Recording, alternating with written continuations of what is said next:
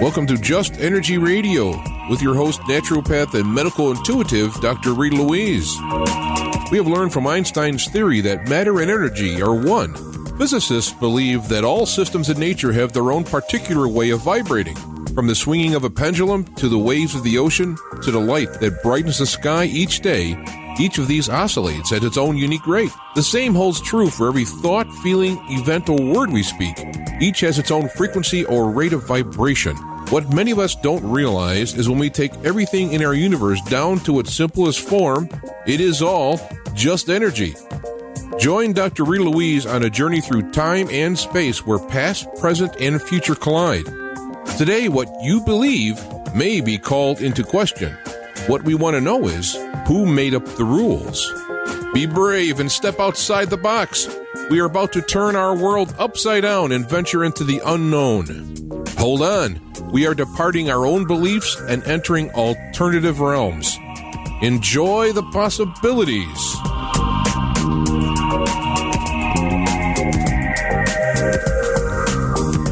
Hello and welcome to Just Energy Radio. I'm your host, Dr. Rita Louise, and thank you all for tuning into the show today. We're going to have an excellent episode because we're going to have our good friend Nick Redfern back on the show talking about his new book, Close Encounters of the Fatal Kind. But don't forget, Just Energy Radio is brought to you by soulhealer.com, where you can find out about all the products and services I offer, including medical intuition evaluations, psychic readings, and energy healing. Plus, you can buy all of my books or schedule me to come speak at your event. Everything that you need to know, soulhealer.com. So if there's good things going on in your life, a physical problem, an emotional issue, problem at work, problem in your relationship, give me a call, drop me an email, use the contact form online, and we can set up a time for a private consultation in person, by phone, and even by Skype. It's also brought to you by the Institute of Applied Energetics. That's www.appliedenergeticsinstitute.com, where you can jumpstart your intuition today by downloading their free 50-page Jumpstart Your Intuition Guide. That's www.appliedenergeticsinstitute.com. One quick announcement this weekend, if you are in the St. Louis, Chicago area, I will be speaking at the Ancient Mysteries International Conference this Saturday, speaking on the time before the Golden Age. It should be actually a really good conference. That's ancientmysteriesinternational.com to get more information about that event. Let me tell you a little bit about Nick. Originally from England, Nick Redfern is the author of many books on UFOs, aliens, Bigfoot, werewolves, the Loch Ness Monster, paranormal phenomena, conspiracy theories, psychic powers, and Hollywood scandals. Nick writes regularly for the newsstand publications and has appeared on countless television shows. Today we're going to be talking about his new book, Close Encounters of the Fatal Kind, and his webpage is nickredfern.com. So please welcome to Just Energy Radio, my good friend, Nick Redfern. Hey, Nick, how are you? Hey, Rita. I'm doing good, thanks. Well, nice having you on the show. I was just looking online for the last time that you were on, and I'm thinking, oh, my God, it's been an entire year. I don't know how that happened. Anyway. But it's all good. So this book is about close encounters of the fatal kind.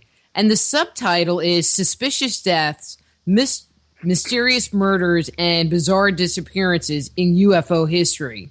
Are you trying to say that there's been foul play when you dig into the UFO phenomena? Well, yes, in simple terms. It's one of these situations where clearly, most people in ufology, there's been thousands and thousands since 47, and nothing's happened to them.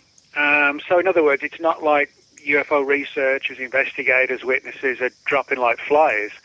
But there are a number of suspicious cases. There's no doubt about that amongst, the regular deaths of just from old age for most researchers. But when somebody has got a little bit too close to the truth, there are a number of suspicious cases like that. And so that's what the book is a study of. People who got a little bit too close to the truth, may have been murdered, made to look like suicide or an accident. Other cases that seem to be more connected with the UFO phenomenon itself, where we've had missing pilots and aircraft pursuing UFOs and then to suddenly plummet into the ground. So it's sort of a combination of the two, really. Cool. Well, we're going to be digging into this as we keep going forward. So let's start our exploration with probably the most well-known UFO event, Roswell. And I know that many of the witnesses to the event and its aftermath were threatened, but did any of these threats ever play out? Well, we're not entirely sure if any of the threats played out, but certainly, and not at the time at least, but certainly there have been some unusual deaths associated with the Roswell crash. Now, for people who aren't aware, the crash itself occurred on a large ranch called the Foster Ranch in Lincoln County, New Mexico, in July 1947. Lincoln County is actually today, it's like a 2-hour drive from the town of Roswell. It's actually, the town itself actually has no connection to the crash beyond the fact that that was the nearest military base, and the wreckage was taken back to the base. But, it literally is, like a 2-hour drive to get there from the town. And that's important for a reason that I'll come to now. The wreckage itself was first found and recovered by a man named Matt Brazel, who was a rancher who ran the Foster Ranch, this gigantic ranch in Lincoln County. And I went out there in 2010, and it's huge. It's like never ending. And he found all this wreckage strewn across the fields, which was described as like a type of foil, very lightweight. You could wad it up in your hands and it would bounce back to its original form without any marks or creases on it. Well, clearly realizing that this wasn't something normal, he contacted the local sheriff's office. They in turn contacted the military, and the military came out. Now, as I said, today it's like a 2-hour drive. Back then, it was hours and hours to get out there, and when you were out there, you were forced to stay out there overnight because getting back up on the dirt roads was too treacherous. And there are rumours that in between the military having been called out and actually arriving, that Brazel sort of wandered around this entire crash site, and kind of like with an airplane crash, if it explodes in the air, different things come down at different sites. And reportedly, as well as this huge field of wreckage, there were a number of bodies scattered around the area, dead alien bodies sort of pulverized and starting to decompose. And the story is that at one point at least, Brazel's son, Vern Brazel, was also with him. Vern was just like a young kid at the time, like 8 or 9, I think. But there have been a lot of rumours that he saw the bodies and it sort of really psychologically scarred him, put him into like a state of almost like post-traumatic stress, or if not full-blown post-traumatic stress. And he never reportedly got over this. And when he was about 16, 17, old enough to leave home, he left home immediately, never came back to New Mexico or Lincoln County, and actually blew his brains out in California when he was like 23.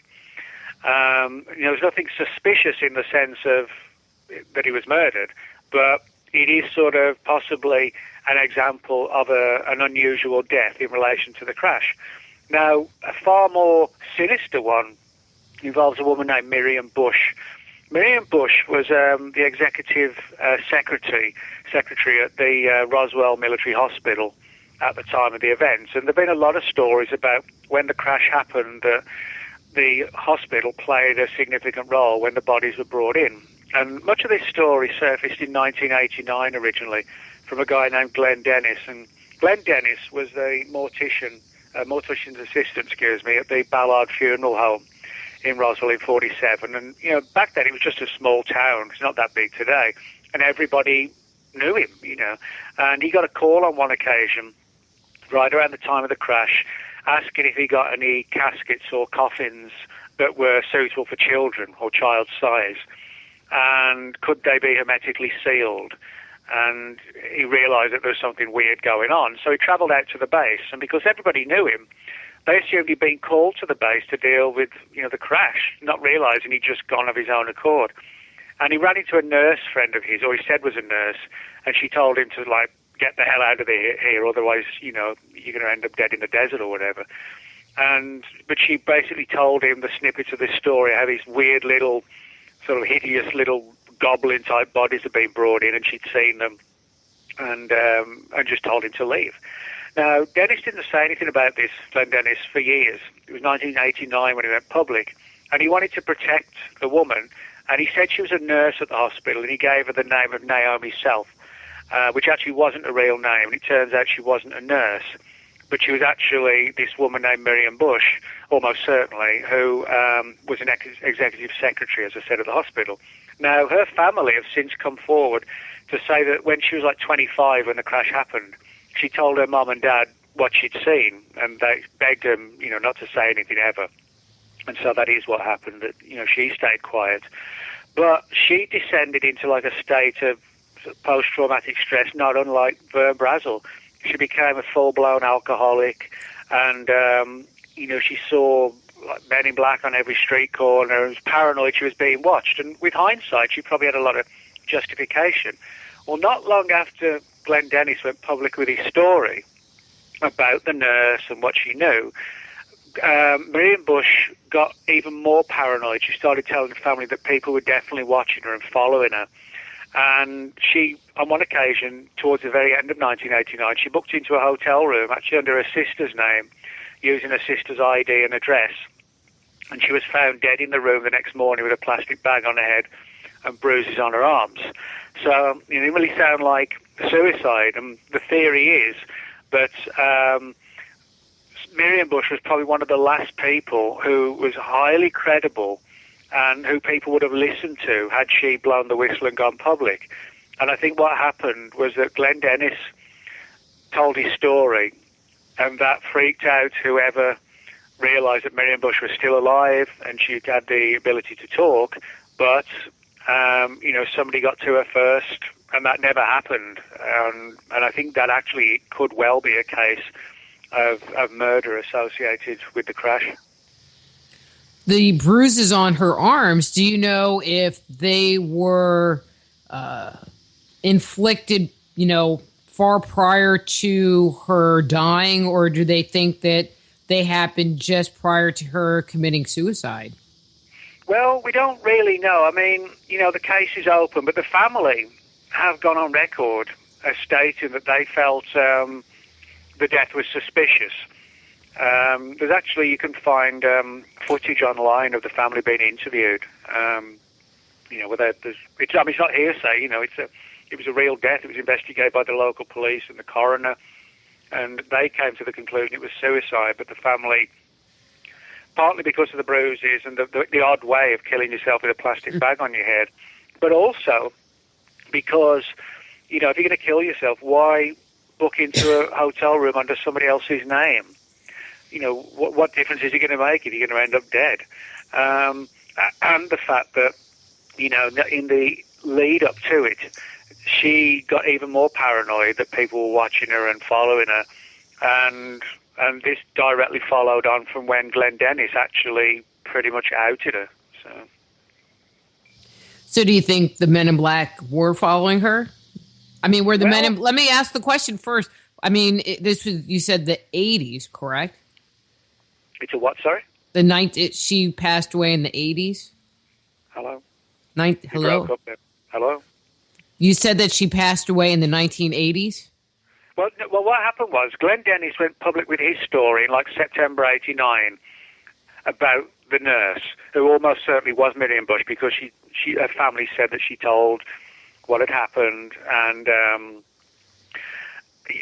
then she died in December '89. So she died 2 months or so, or was killed 2 months after Glenn Dennis told the story of the nurse, and then rumors started to surface. Well, she's actually still alive. Now, if whoever was hiding the truth of Roswell, didn't realize she was still alive, they may have come looking for her and started a hunt for her, after 40 years.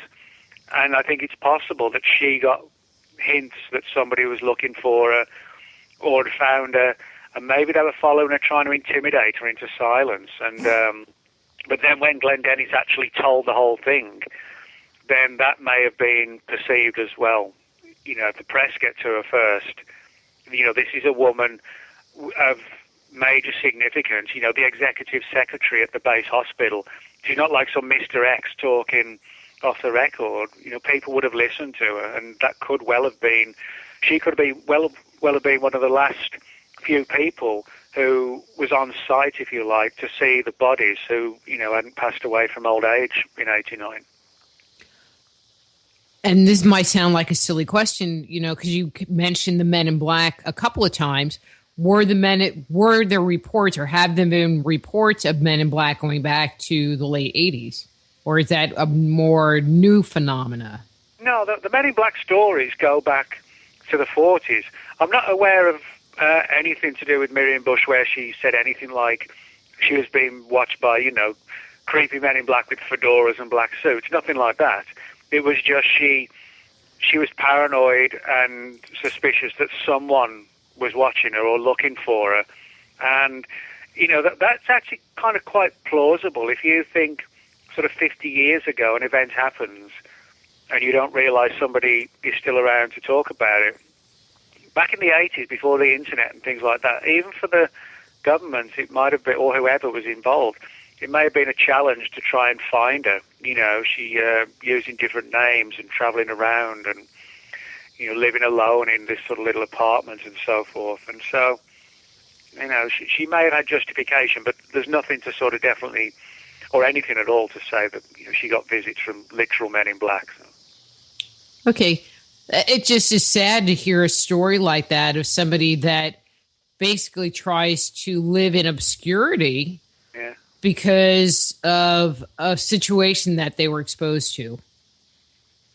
Well, I think what this demonstrates is the way in which, for example, you have people who are exposed to traumatic events, and regardless of if they're murdered at a later point, it demonstrates possibly one of the reasons why there is UFO secrecy, because when you're sort of really exposed to the phenomenon at a close range, like bodies and so on, it may actually put someone into a complete state of shock. And, you know, if that happened on a worldwide stage, I think that could be one of the factors that's been kind of, you know, discussed and theorized as to why, you know, we haven't been told the truth. You know, imagine 5 billion Miriam Bushes, you know, all reacting in the same fashion, so to speak.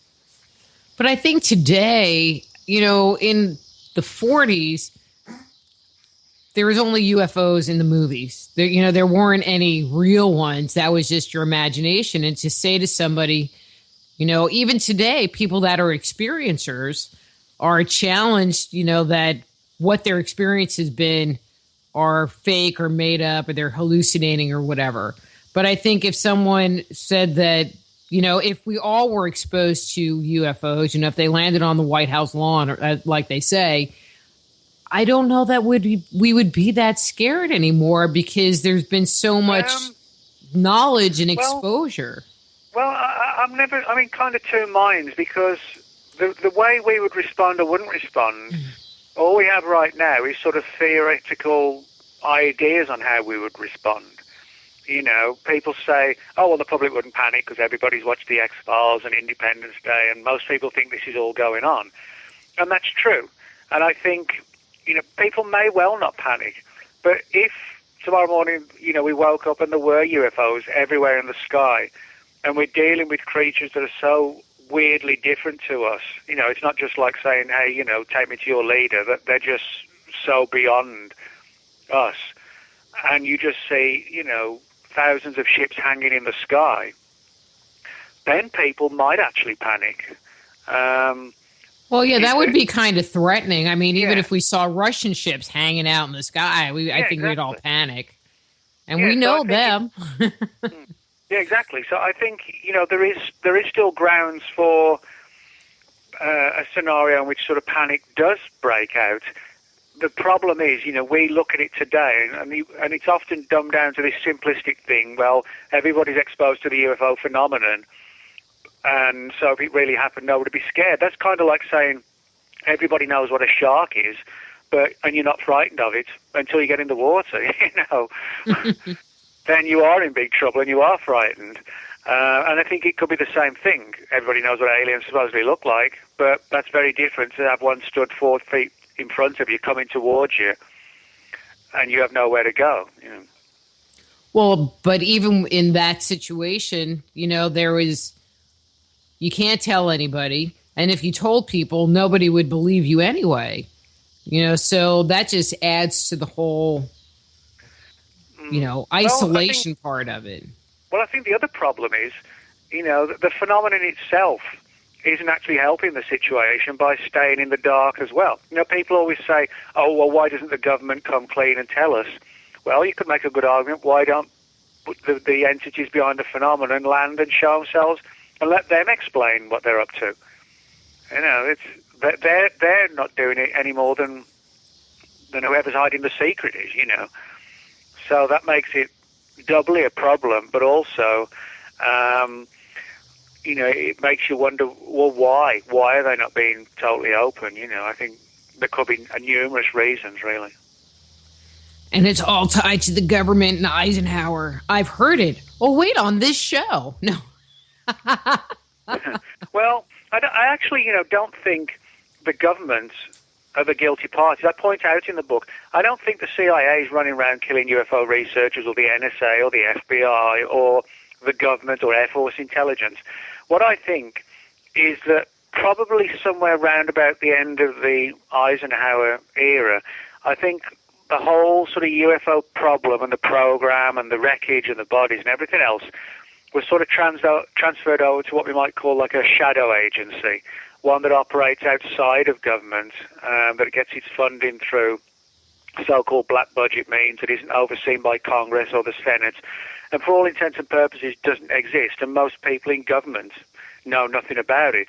I'm perhaps one of the few people in the UFO community who doesn't think that when the Air Force put out its Roswell reports that they were lying. A lot of researchers said, well, they're lying, they're hiding the truth, and they're saying it's crash test dummies and mogul balloons and weather balloons. I don't think that was a lie. I think the Air Force went looking, couldn't find anything because it was removed decades ago, but they still felt the responsibility was on their part to at least try and give it a good go and try and come up with an explanation. I don't believe they were lying when they said, we didn't find anything. I think today's Air Force, today's Pentagon probably know very little more than we do. I don't think they're the bad guys. I think it's this shadow agency. If you imagine something like a government agency that is funded outside of government, and that has strands and networks all around the world, and combine that with some sort of ancient order like the Illuminati, like powerful money and old rich families and influential people, I think that's what it is. I think there really could be people in the Pentagon tonight maybe listening to this and saying, yeah, he's right, everybody thinks we've got the bodies from Roswell under the Pentagon, and even we don't know where they are. There are examples of that where, like, President Clinton had to ask, who's hiding the UFO secrets. He was the president, and he couldn't figure out. That shows me, I think it's buried so deep, it's buried outside of government today. So that what it sounds like you're saying is that the Air Force or the military has total plausible deniability because they're not in the loop. It's just totally outside of their. But yeah. I mean, maybe at one point in time, but not anymore.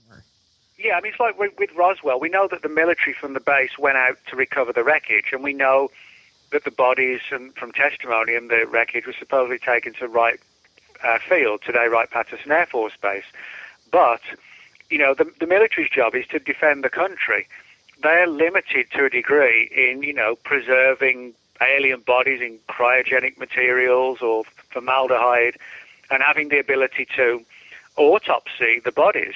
That would be more for sort of private industry. And I think that's what happened, that at some point all this material was shipped out to these huge, very powerful private corporations, that do contract work for government agencies, but actually aren't part of the government. And I think that's why, look, back in the 40s and 50s, you had a lot of military people come forward who said they saw alien bodies stored at Wright-Patterson Air Force Base and things like this, in underground bunkers. We hardly ever get those stories now. And I don't think it's because the secrecy's clamped down. I think it's because it's just not at Wright-Patterson anymore. I just think it really is, probably some huge corporations' vaults where they deal with things like genetics and DNA and viruses, and they're the ones who are tasked with it because they're the experts in the fields that you would need to study alien bodies. So what you're saying is Monsanto has the bodies. Well, maybe. I wish I knew who exactly it is, but I mean, yeah, that sort of logic, I think, is the right approach. The people, if weapon systems were found on board, the Roswell wreckage, then arguably that technology would be shared with companies that are at the forefront of developing exotic weapons because they'd be the ideal people. The military uses weapons. It isn't necessarily in a position to research, the whole process of developing new weapons. That's farmed out, to companies. Yeah, like Lockheed and Thiokol and all those good boys. So there's Miriam. What about other people that have been associated with Roswell? Have there been any other strange or mysterious things that have happened to any of them? Well, yeah, there actually is. Back in the 1990s, stories began to circulate, some from old-timers and also from people who claim to have had access to old 1940s documents. There were stories that when the Roswell event occurred, and also other crashed UFO events in New Mexico in the summer of 47, that some of the recovery teams were exposed to what we might call an alien virus. That when they stumbled on the bodies and got close to the bodies and, the bodies were torn apart and organs and blood on show and whatever, that microbes, viruses had obviously got into the atmosphere. And the story is that a number of these technicians died very, very quickly, literally within hours, from sort of profuse bleeding from their ears, nose, mouth, etc., and die very quickly. It sounds almost like today something like Ebola, although certainly Ebola doesn't work that quickly. But nevertheless, that was the story. Now, because the story kind of surfaced in the mid-90s unofficially, and even the documents that refer to it, people say, well, are they the real thing? They were like the so-called MJ-12 documents that some people think are real and other people think aren't real. So in other words, the story ended up in limbo. But just a few years ago, when I was digging into not just the Roswell crash, but what else was going on in Lincoln County at the time, because I always think that's an important thing, see what else is going on, I found that the FBI had declassified a file, or portions of a file, that actually runs through almost a couple of thousand pages, of which about 700 have been released. And it dealt with outbreaks of weird and exotic diseases and viruses in the United States in the 40s. And funnily enough, there was an entire outbreak of a weird plague in Lincoln County in the summer of 47 where the Roswell event occurred. And a number of people living in Lincoln County died very, very quickly, adults and children. They were all taken to a nearby medical military installation called Fort Stanton. And despite the best of the efforts of the doctors, they all died. None of them survived. Now, what's interesting is that some of the wreckage that's found in Lincoln County was reportedly taken to a highly classified military base in New Mexico called the Sandia Base. Well, these files also talk about this weird plague breaking out at the Sandia Base in the same time frame. So, in other words, these official documents, which have been officially released through the Freedom of Information Act, actually add to the rumors that at these crash sites at Lincoln County and elsewhere, that there was some sort of, virus on display or, it sort of got into the atmosphere in the immediate area and people close enough to it were affected. And I think that could be one of the reasons for the secrecy. It's one thing to find wreckage and dead UFOs or whatever.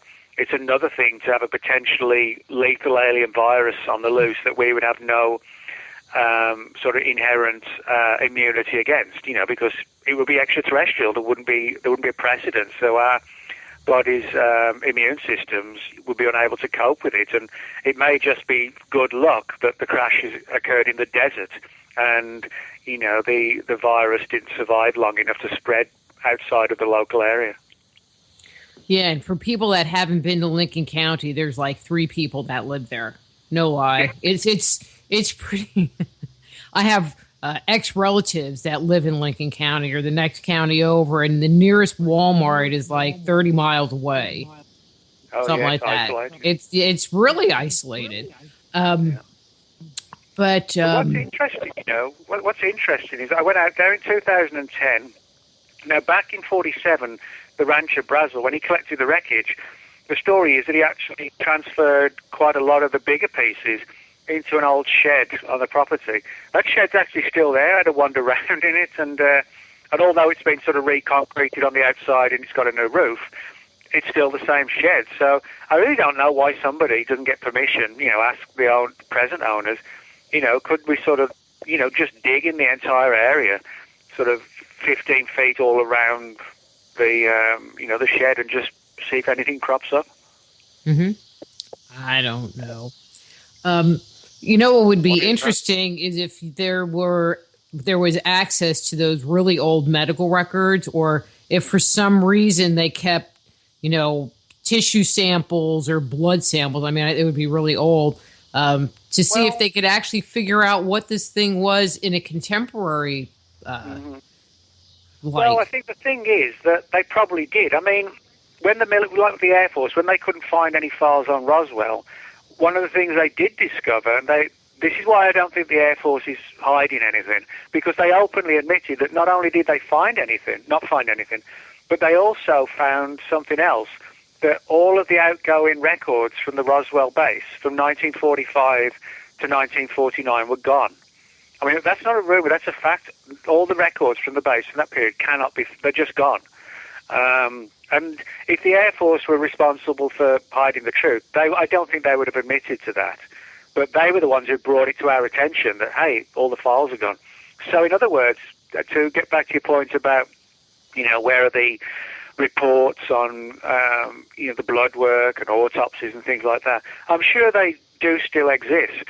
But kind of like with all the files that vanished from 45 to 49, there's probably some huge archive, kind of like the final scenes of Raiders of the Lost Ark, where all of this documentation, it could be, hundreds and hundreds of thousands of pages of autopsy reports and photographs of the wreckage on the Foster Ranch back in 47, old black and white pictures. The problem is not that it may exist. The problem is we just don't know where to look for it. Everybody in the official world has said, we've gone looking and we don't have it. So if that's the truth, and I actually think it is the truth, it's a real challenge to know who's hiding it when the agency itself probably doesn't even really, isn't acknowledged to exist. So how do you find it? Well, and I wasn't talking about like any alien autopsies. I was talking about the people that died from this mysterious plague. Oh, well, those reports are actually in the files. Yeah, they're actually being released where you've got, you've got the doctor's reports talking about, there's one like a 6-year-old boy, and he was autopsied, and it talks about how, he developed this plague very, very quickly, and they did all they could to save him, and but there were questions about the nature of the plague. And the reason why it's such an extensive and actually top secret file, and it was opened, was because everybody involved in the investigation, which included the FBI, the Atomic Energy Commission, the Air Force, and even the CIA, they all came to the conclusion that this outbreak wasn't like an innocent outbreak or an accidental outbreak, but it had been done deliberately. So in that sense, we actually do have a number of the files. But in saying that, as I said, the entire file is roughly 2,000 pages, and so far, I think it's like 740 pages, something like that, have been declassified so far. What about the people that, supposedly collected the debris and put it on the ship? Those ancillary people, wouldn't they get sick also? Wouldn't you Well, think? that's an interesting thing because reportedly, no, they didn't. And the only way you can really explain that is because the story is that it's kind of like when any aircraft explodes in the sky, different things are rained down at different points. And there are stories about the bodies supposedly coming down in like a small escape pod, like an emergency escape pod, but, they slammed into the ground and were killed anyway. So, in other words, if, you're at one particular site where the bulk of the wreckage is and the bodies are, say, half a mile away or something like that, and you don't even know about it at that time, and the virus, actually only has a short lifespan outside of the host, then it's not impossible that unless you were really on the scene quickly, you wouldn't be affected by the bodies. It's kind of like if somebody gets chickenpox. If you're around them when they're contagious, you're going to get it. But if you're around them when they've still got all the spots but they're no longer contagious, you're not going to get it, but they still look sick. Mm-hmm. And it can be like that. The virus isn't active all the time. So it may have just been bad luck that whoever was there immediately afterwards, may have been affected. I mean, Brazil, for example, who reportedly may have seen the bodies, he wasn't affected, clearly. So in that sense, if there was a viral component to the bodies he saw, it may have just sort of dwindled away before, in the 2 days or whatever before he found them. Do you think that is why NASA put the astronauts, the Apollo astronauts into quarantine, because of a fear of what happened in the 40s? Well, we can never be sure that it was because what happened in the 40s, but I mean, NASA is quite open about the fact that, when the astronauts come back, they have to go through a decontamination because of a fear of bringing something back that could contaminate the planet. I mean, that's not top secret. NASA quite openly admits that. And in the 1960s, Britain, Russia, the US, and various other countries all signed quite openly with the UN a charter that, to try and ensure that no hazardous materials were brought back. And that's why the astronauts do go through this process. But probably the most famous example of all this was a novel that was turned into a movie in the early 70s written by Michael Crichton, who wrote Jurassic Park. It's called The Andromeda Strain, and it's about a US space probe that comes back to Earth and crashes out in Arizona, and it has these alien microbes attached to it that start affecting the human population, and so the battle's on to try and prevent it spreading worldwide, and just wiping every one of us out. And of course, the possibility of an alien virus doing that is very possible. For example, if we look at, number of terrestrial viruses, I mean, Ebola, that's lethal. Rabies, when you get rabies and if that's not treated in time, I mean, there's no turning back. You just go like, you actually end up like a zombie before you're dead. People go crazy and insane and have to be restrained. And like with HIV, today people with HIV can live pretty much normal length lives, providing they've got all the cocktail of whatever drugs they need. But if they stop taking them, the disease comes back. And that's just terrestrial viruses we have problems fighting.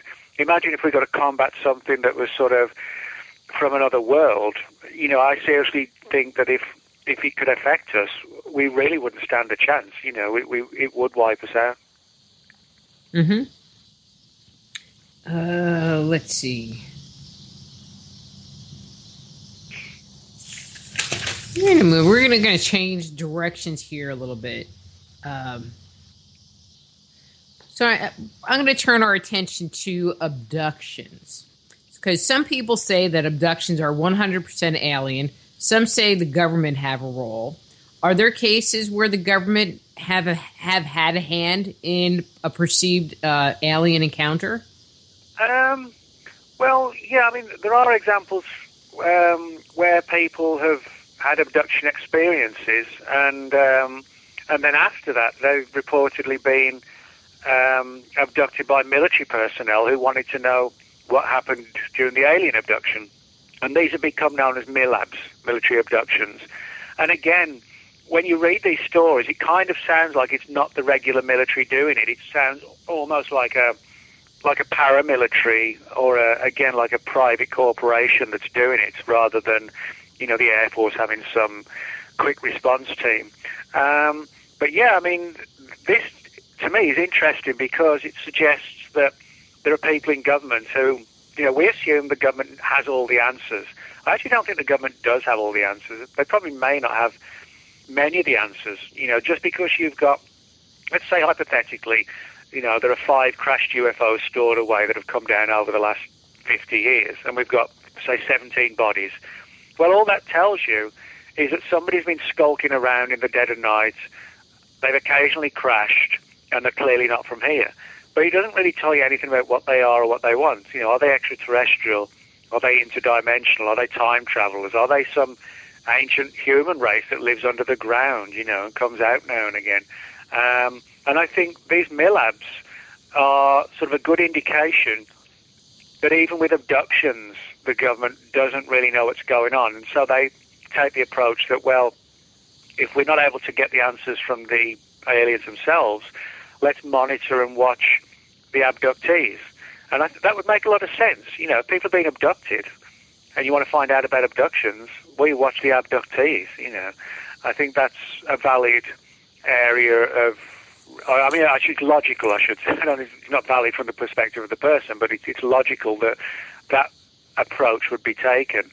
And I've investigated a lot of cases where abductees have, had sort of weird hang-up phone calls, typical of the Men in Black, and mail interference.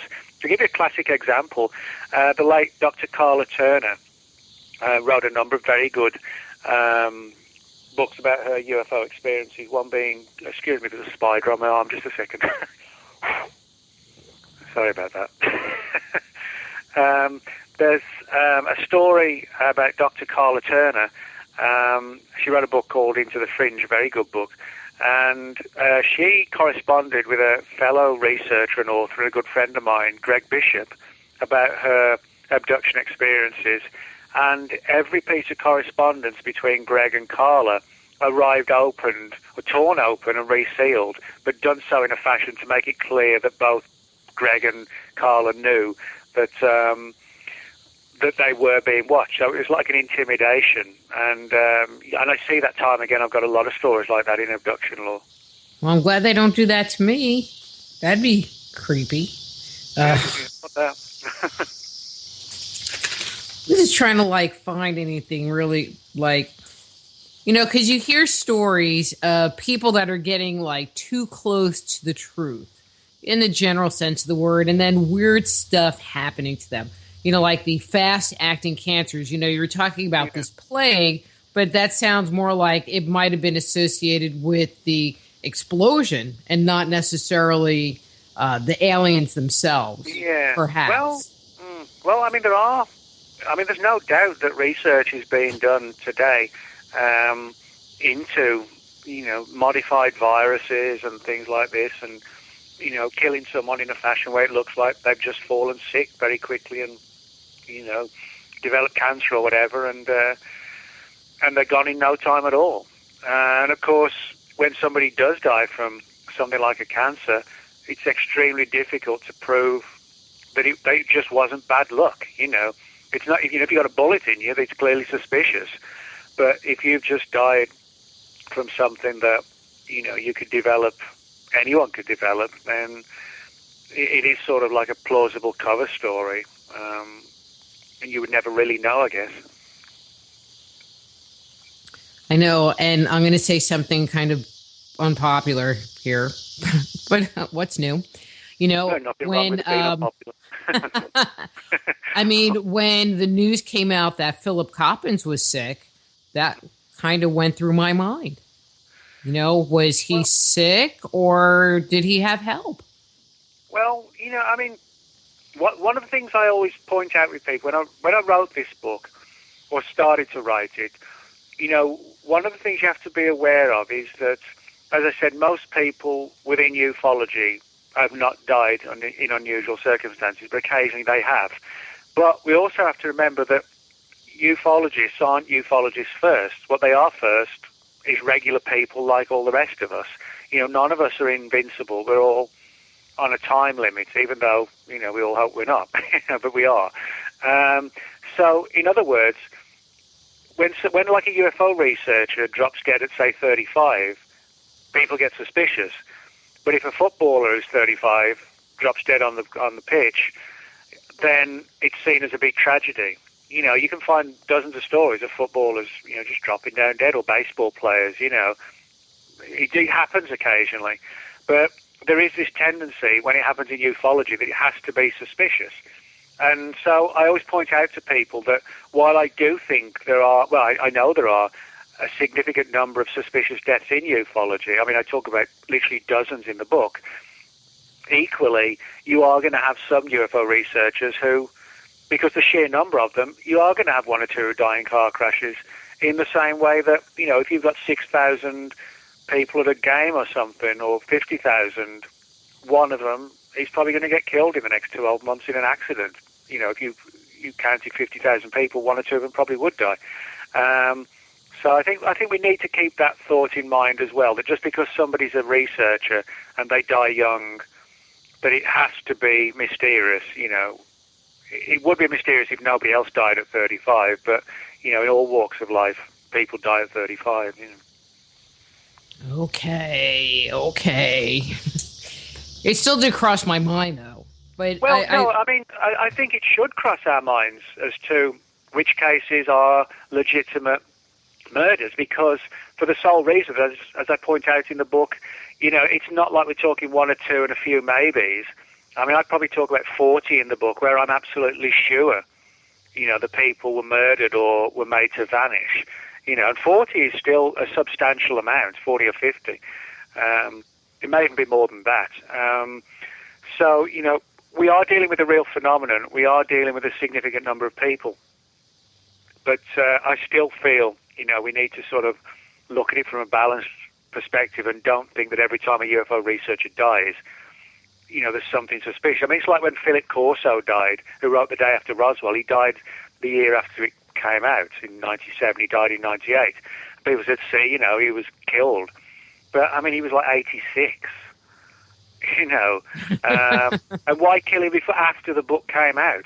If you want him gone and you don't want him to tell his story, you get rid of him before the book's published, not after. To kill him after the book came out would be pointless and would draw more suspicion. So, I think he died of old age. J. Allen Hynek, people said, he died of a brain tumor. Maybe it could have been instilled in him. Well, yeah, it could, but he was pushing 77 when he died. So you have to be balanced. You have to look at it from a balanced perspective. So if you were to, look at those 40 plus cases that you have looked at, what would be the most suspicious to you? Well, I would say the 1949 death of the first U.S. Secretary of Defense, James Forrestal. Forrestal was a guy who, in the Second World War, he was the Secretary of the Navy. Then when, after the Second World War, the whole sort of intelligence and military infrastructure was altered, President Truman elected Forrestal as the first Secretary of Defense. Now, there are a lot of stories and whistleblowers and different people who said that when Forrestal got the job, he was briefed on the potential threats that the Russians were going to start posing in the next few years, or the Chinese, and the problems in North Korea and things like this. But the story is that he was also briefed on what was known about the UFO subject. Now, bear in mind, this was September 47 when he received the posting as Secretary of Defense. Roswell was only 2 months before, so there may not have been too much to tell him beyond that, well, somebody's flying around. It's not us. It's not the Russians. It's not the Australians or the Brits or whoever. We don't know who it is, but we're pretty sure they're not human because we've got these strange bodies and this wreckage. And the follow-on story is that Forrestal was actually shown all this, and he didn't respond well to it. It is a fact that he had a few psychological issues prior to getting the position where he didn't react well with people. He didn't mix well with people. He kept his emotions very much bottled up. His wife was an alcoholic. They were always at each other's throats. And this had nothing to do with UFOs. This was just, their marriage. But the story is that after Forrestal was exposed to all this and, perhaps a few dark issues relating to the phenomenon, that this ingrained kind of stress and psychological issue got worse and worse. Now, regardless of whether it was caused by UFOs or not, but I think there's a very good chance part of it was, the fact is that throughout 48 and early 49, Forrestal descended into like a state of like psychosis, like a complete nervous collapse. And he was actually hospitalized at the Bethesda Naval Hospital in early 49, ostensibly for his own good. Now, other whistleblowers have said that Forrestal had concluded that because this UFO phenomenon existed and it was being held very tightly by, just a small group of men, he felt that the world should know. And the story is he was going to blow the whistle. He was going to tell the press. He was going to tell everybody. And, of course, whoever was hiding the truth, there was just no way they were going to allow that to happen. So the story is that's why they essentially had Forrestal taken into care at the military hospital where he had no way of getting out. Now, we know from the military personnel who sat with him in the room, his guards, that he actually got much better as the months progressed, to the point where he was eating well, showering and shaving. In other words, he was looking after himself. He wasn't just sitting in the corner with his head in his hands shaking or whatever. And one of the military guys who sat with him more than any other, they actually became good friends, and Forrestal clearly was never going to go back to his job as Secretary of Defense, but he offered this military guy a job as his personal chauffeur. So, in other words, Forrestal was looking forward to his new life when he got out of hospital, and his brother kept phoning the hospital and saying, I want to take him home, I want to bring him home. He's clearly much better. And every time he would phone, another reason would come up as to why he couldn't come out. It was as if they were fearful of letting him out for what he might say. Now, what happened was that his brother got sick of this, and on the morning of May the 21st, 1949, Forrestal's brother phoned the hospital, and he said, whether you like it or not, I'm coming tomorrow morning, and I'm bringing him home, and you can do what you like, but I'm bringing him home. Now, if Forrestal was on the verge of revealing the truth about UFOs, and his brother phoned in the early morning of the 21st, and was going to take him home on the 22nd, if you wanted to get rid of him, you could only do that late on the night of the 21st or in the early hours of the 22nd. And funnily enough, that's actually when he died, just hours after his brother said, I'm taking him home. The official story is that he jumped to his death or hung himself, and the cord broke and he fell to his death from a 16th floor window of the hospital and came crashing down on a third floor canopy that stuck out from the main part of the building. Of course, if you're going to fall 13 floors from a building, none of us are Superman. You're not going to survive that, and he didn't. Now, there were actually a lot of weird issues surrounding the alleged suicide. For example, one of the theories was that he took the cord off his dressing gown, tied it round his neck and double knotted it so it wouldn't come loose. And then he took the other end of the cord, tied it round the radiator, double knotted it so that end wouldn't come loose, and then climbed out of the window and lowered himself down the other side with a view to hanging himself. But the story is that the cord snapped and he fell to his death. But if you think about it, how long is a cord around a dressing gown? Would it be long enough to tie it round your neck and double knot it, tie the other end around a radiator and double knot it, then actually climb out of the window, then lower yourself down the other side? It's like how long, how much cord was there? So that is sort of suspicious. What's even more suspicious is that very much like Miriam Bush, we talked about earlier, before Forrestal was essentially put in the hospital for his own good, so to speak, he started telling his friends that he was fearful that something terrible was going to happen to him, that he was being watched. And we actually do know he was being watched by some weird people.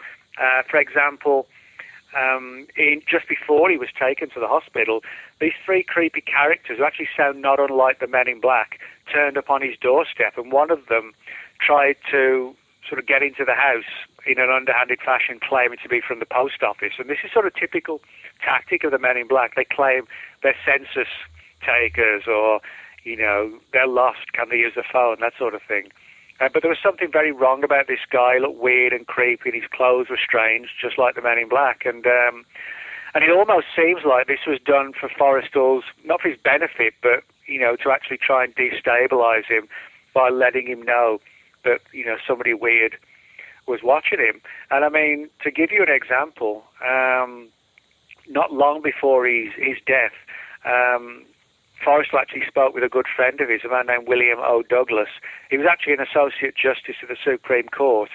And Forrestal said to Douglas, he said, "Bill, something awful is about to happen to me." So in other words, he knew that something was going down.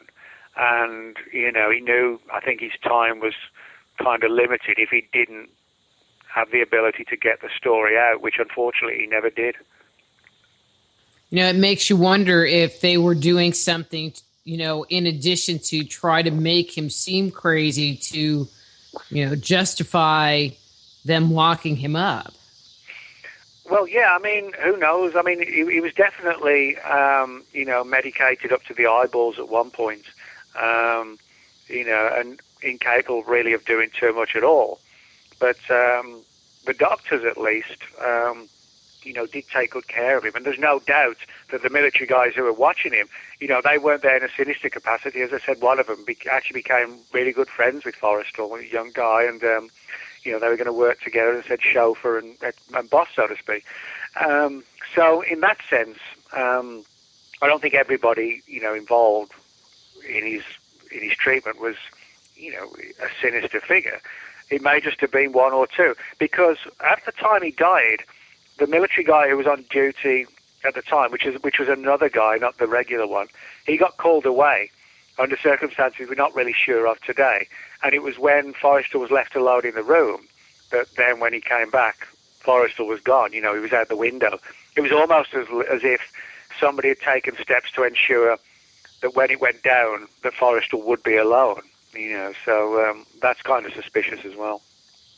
Well, I like your thought about the radiator thing. I mean, I'm just imagining. So now I have this thing tied around my neck, and now my face is right by a radiator because the cord's not all that long. Yeah. How would you get out? Then it has to go over the windowsill. No, you'd kind of like strangle yourself trying to get out the window. That's mind. Right. And you'd have to be a contortionist at the same time. Yeah, and I mean, he actually was. He worked as a professional boxer at one point, but I mean, he wasn't, built like Mr. Universe or something. He was just, he wasn't someone with like a 60-inch waist or something like that. He was just a regular guy.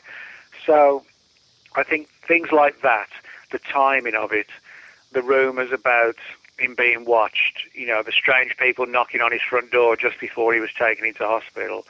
I think all of this, part of it may have been instilled to, when they realized he was going over the edge, somebody might have said, well, the best thing we can do is push him over the edge. I think that could be a possibility. If we, On that note, we are going to go to break because it is that time.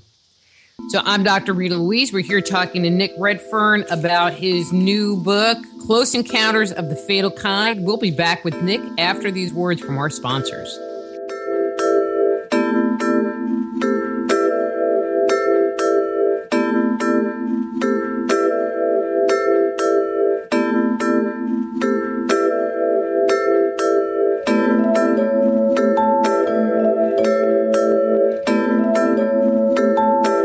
Just Energy Radio with your host, Dr. Rita Louise, will return right after these messages.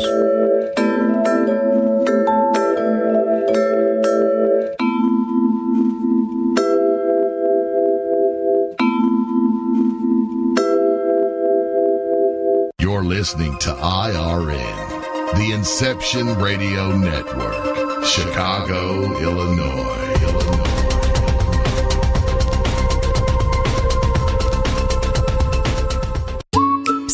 Are you looking for a cure for boredom? Never worry. IRN's new interactive website introduces a number of ways to pass time while you listen to your favorite show. Choose anything from the IRN Chat Lounge, the Game Lounge, Video Lounge, or the Mood Lounge. These fun, exciting features let you chat in real time with fellow listeners, view live skywatches, play daily posted online games, or pick a show based on topic. The choices are endless. Use your time wisely, keeping it all on IRN. Who were the gods of antiquity? They've been described as the forces of nature, levels of consciousness, and aspects of our psyche. Stories that depict their incredible weapons, their flying machines, and their amazing adventures are characterized as being the product of our ancestors' fanciful imaginations. But what if the tales of the gods are true? Did the writers, chroniclers, and scribes of our distant past actually document a realistic view of our origin? My latest book, Man-Made: The Chronicles of Our Extraterrestrial Gods, looks at our most ancient legends. Learn of the torrid romances, elaborate plots, violent scandals, and conspiracies that played out in antiquity. Find out the role the gods played in the life and culture we have today. If you want to find out the truth of who we are and where we come from, order your copy of Man-Made today. For more information, go to www.manmadethechronicles.com. That's www.manmadethechronicles.com. Hello, Inception Radio Network listeners.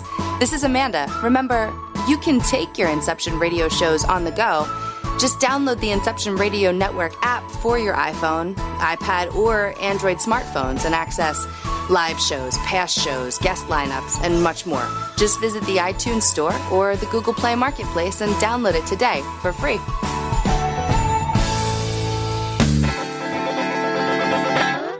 Move past the crossroads in your life and discover alternative solutions to your deepest concerns at soulhealer.com. So whether it's a physical problem, an emotional issue, a question about work, or troubles in your relationships, naturopath and medical intuitive Dr. Rita Louise can help you.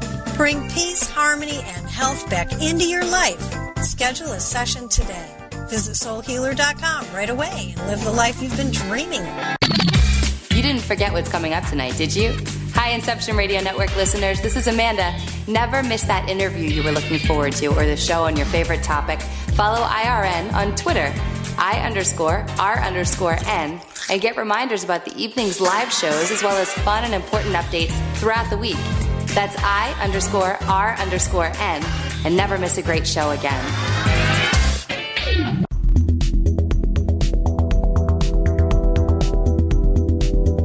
We only have a couple of seconds before we have to get back to the show, and I want to tell you how you can jumpstart your intuition today. Using my free 50-page introductory guide filled with simple, revolutionary, and proven techniques, you can ignite your intuition and tap into your inner wisdom, all from the comfort of your own home. The Institute of Applied Energetics is the leader in online home study instruction for those interested in becoming a certified medical intuitive, intuitive counselor, or energy medicine practitioner. Now is the time to transform your life and take it to a completely new level. Discover who you are and how you work. Open the door to the world of intuition, health, and healing. You can jumpstart your intuition right away by going to www.appliedenergeticsinstitute.com and downloading our free guide. Get the opportunity of a lifetime and live the life you deserve. Download your free Jumpstart Your Intuition guide today at www.appliedenergeticsinstitute.com and begin living a life filled with passion and purpose.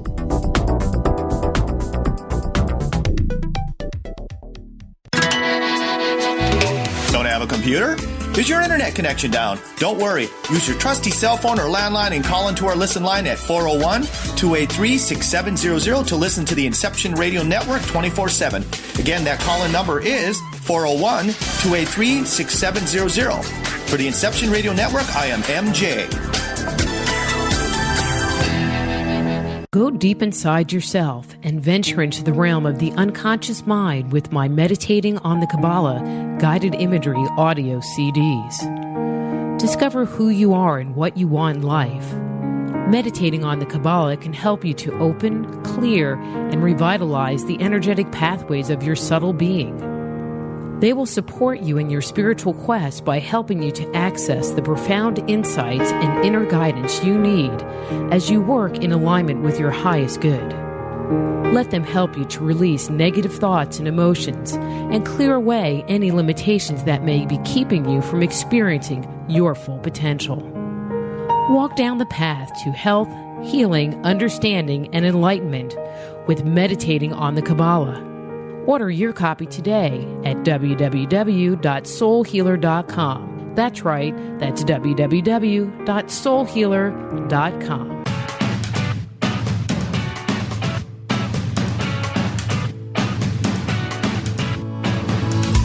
Hello, Inception Radio Network. Would you like your favorite show to be played again live on air? Well, now the choice is in your hands with IRN's Live Request Portal, an easy way to request your favorite show with a simple click. IRN's Live Request Portal now gives you exclusive access to all the shows.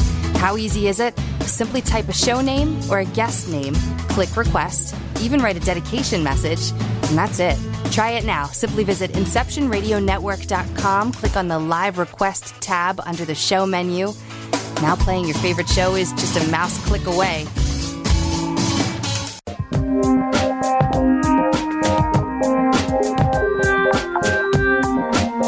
And now back to Just Energy Radio with Dr. Rita Louise.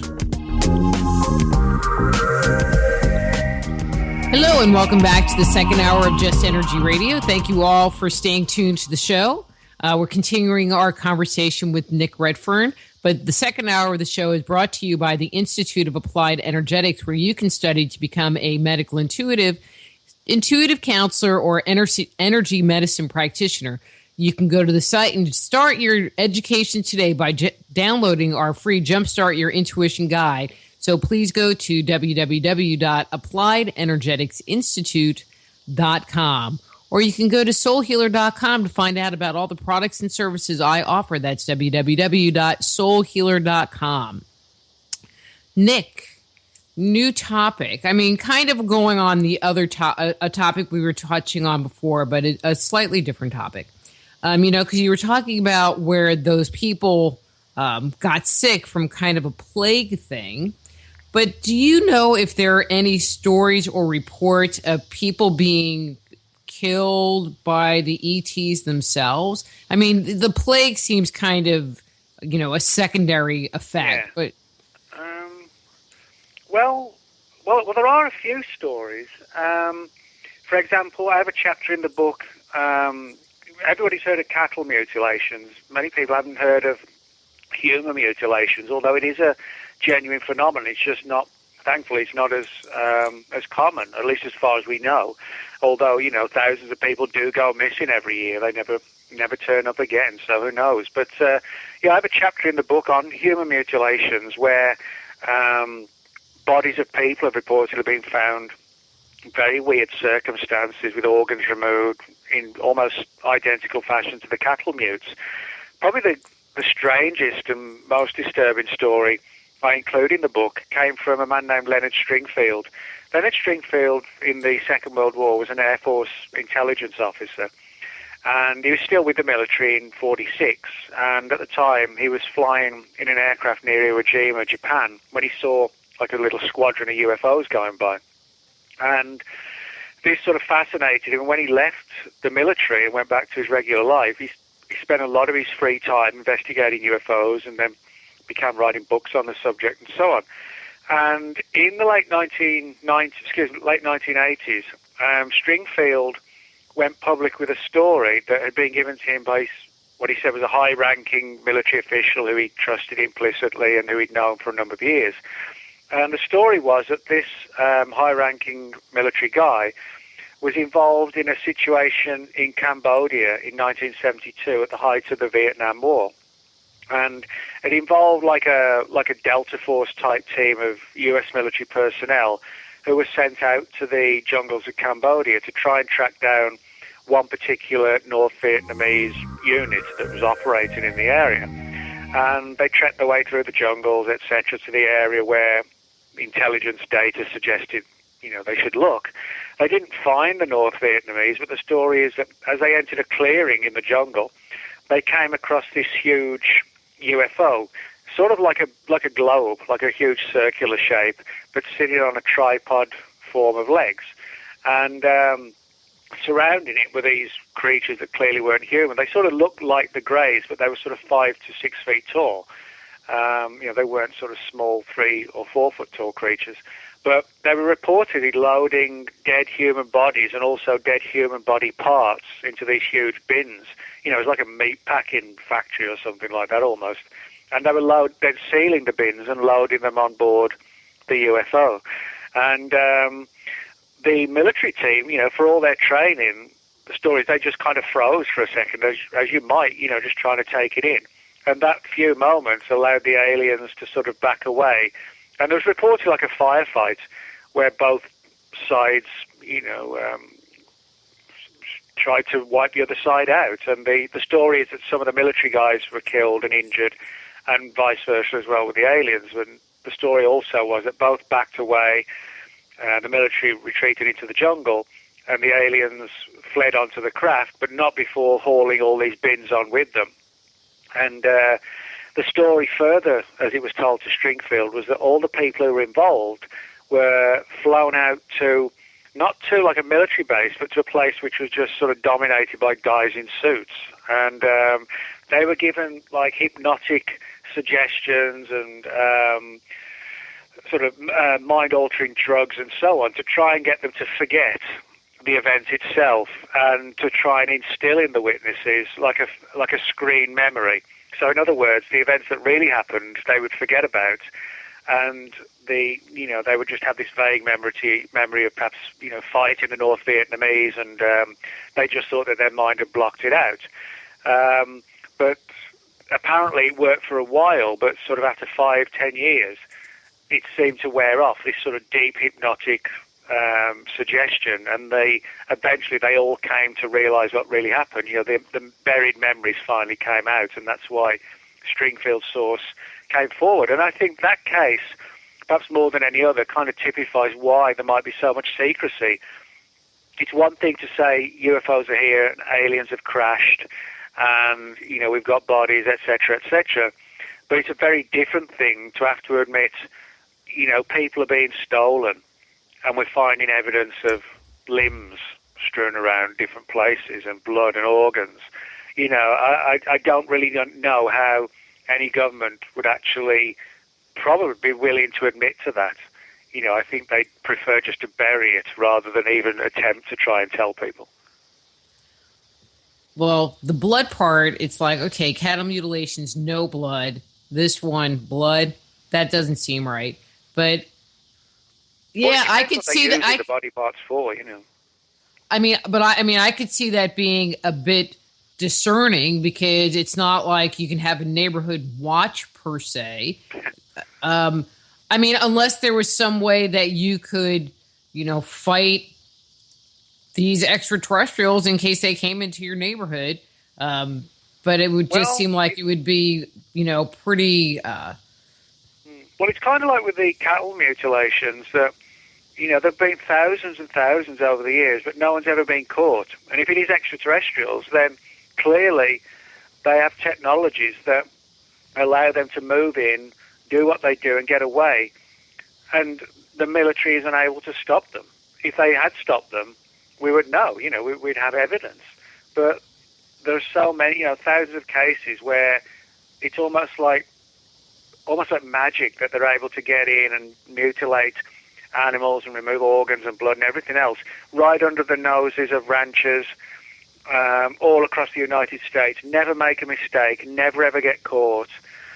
That is the situation. It's just never ever happened. It's every time they've been successful.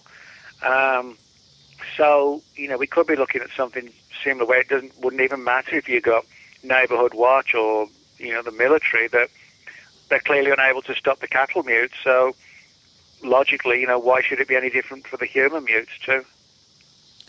That's a little discerning. And then it makes you think of the people that are abducted. Are we talking about the same group that's doing the abduction? Are they also doing this work as well? or is it a different group? I mean, because the MO is completely different. Yeah, that's right. And I think there's a tendency often for people to think the UFO phenomenon is one thing and, the greys are it, so to speak. But I think that there's clearly enough reports on record to suggest that there's not just one phenomenon. We hear about the greys, we hear about the so-called space brothers, the Nordics. We hear about the reptilians. We hear about creatures that kind of look like the greys, but are bigger. Then they're like the insectoids, like the praying mantis types. And I always kind of find it funny a little bit when people say, the aliens are good or the aliens are bad. There's no creature really on the planet that is good or bad. It's like a shark. A shark will eat you in the sea, but a shark protects its babies. So the shark's not evil. It's just we perceive it as evil because we potentially are its food. Most of us don't go around committing murder purely and simply because we know we shouldn't. But there's always somebody whose brain is just not wired right, and they become serial killers or mass murderers. But we're all capable of doing that. Like troops on the battlefield, they have to do terrible things sometimes to survive and prevent, their country, whichever country, being overthrown. And you may have to do things that you wish you didn't have to do, even though they're the enemy, So I think it's probably the same with the UFO phenomenon. It's not as simplistic as it's good or bad. There are competing factions and different things going on that we perceive as bad because it impacts us in a negative way. But from their perspective, it may be no different from us. We don't, so we don't hate cattle or pigs, but we eat them. But we don't eat them because we hate them. We eat them because we're meat eaters. And I think that could be the same. If the aliens do something terrible to us, we assume they're bad. It may not, they may not even have a single thought about us. We're just a commodity, possibly. Not the enemy, just literally a commodity. Has this phenomena occurred frequently, or is this kind of an oddity, even in comparison to cattle mutilation? Yeah, I mean, we have cattle mutilation reports going back decades. There's thousands of them, all across the media. I know somewhere in the region of about 30 or 40 rumours of human mutilations, kind of like the Stringfield story and other ones. And interestingly enough, the FBI has declassified its file on cattle mutilation. It's a really interesting file. It goes back to the 70s. You can find it at the FBI's website called The Vault. There's a section of The Vault called Unexplained Phenomena, and the cattle mute file is in that section. You can download it as a PDF. I mean, it's filled with stuff about strange pods and tripod marks found at landing sites where cattle mutilations also occurred, and where you had elevated radiation readings. And this is all in the official files. It's not like a whitewash. It's like a really mind-blowing file on real cattle mutilations. And within the file, there is actually a reference to where the director of the FBI received a memo where one of the FBI field officers had heard rumours that the cattle mutes were forerunners for human mutilations, and that's actually all spelled out in the file. So we do know that as far back as the mid-70s, people in government were getting antsy about these rumours of human mutes. Now, certainly we don't have enough physical evidence of people being mutilated every year, but what we do have, which is a fact, is that literally thousands and thousands of people go missing every year and are never seen again. Now, some of them obviously start new lives, run away with someone and change their names or whatever. Others may be living, in the wild. Others might be, just hiding out for whatever reason. But I think that doesn't rule out the possibility that some of these people may be, really gone, so to speak. They need to just wear little things that say "eat more chicken" or something. I don't know. I mean, that's just kind of weird and creepy, and makes me go, I'm not going in the dark woods alone. Ever. Well, I mean, the way I look at it is that even if you investigate UFOs or you run around the woods looking for Bigfoot, the chance of you becoming dinner for ETs is probably pretty small. But, yeah, I guess that would be right up there with having a sighting, which, as you and I know, it's just like, yeah, right, that's going to happen today. One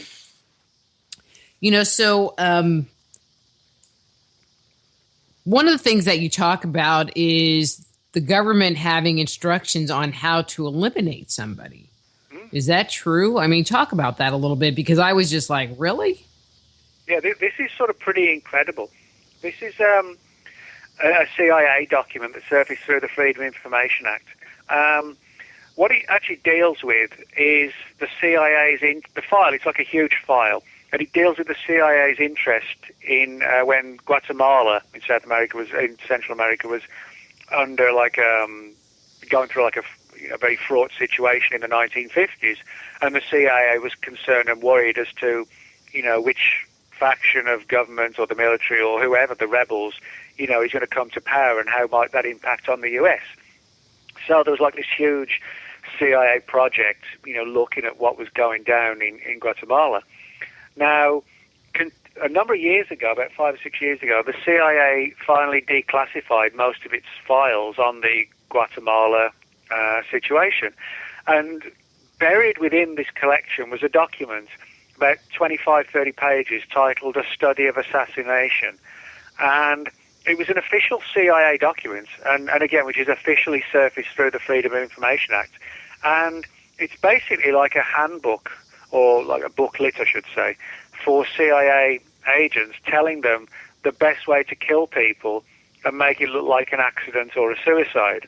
Now, interestingly enough, the one scenario that was said to work best of all was to throw someone out of a high window, like 10, 12 stories up, which, interestingly enough, is exactly what happened to James Forrestal. It even talks in there about, if you throw the person off a bridge, that might not work as well, because if there's water below, it might actually cushion the fall and they might survive. So always try and throw them out of a window where there's concrete below. And, this is an official document. And, it outlines the ways in which if the person who commits the murder isn't able to escape from the scene, they should pretend that they actually stumbled upon the person and act as like the shocked witness, who found the body. So it's really bleak and cold-hearted, oh, this is the best way to kill someone, throw them out a window, don't throw them off a bridge, they might survive. So it's kind of like you watch these I like crime dramas on TV, and the police show up on the scene and there's somebody trying to do life, saving measures, but it turns out to be the killer. And so they probably had advice like that. Oh, yeah, that's what it says. It says, if you're unable to get out of the area quick enough, act as like the shocked first responder, that kind of thing. And so a lot of thought had gone into it. And,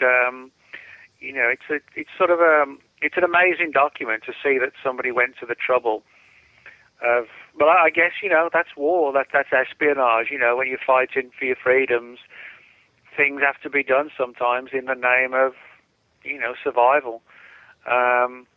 So in that document, what was the weirdest or most interesting, intriguing, I guess what jumped out at you as far as their methods of bumping people off were?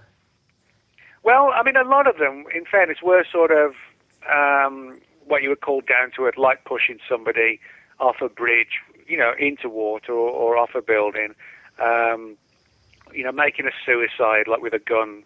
A murder, killing someone with a gun, but make it look like a self-inflicted wound.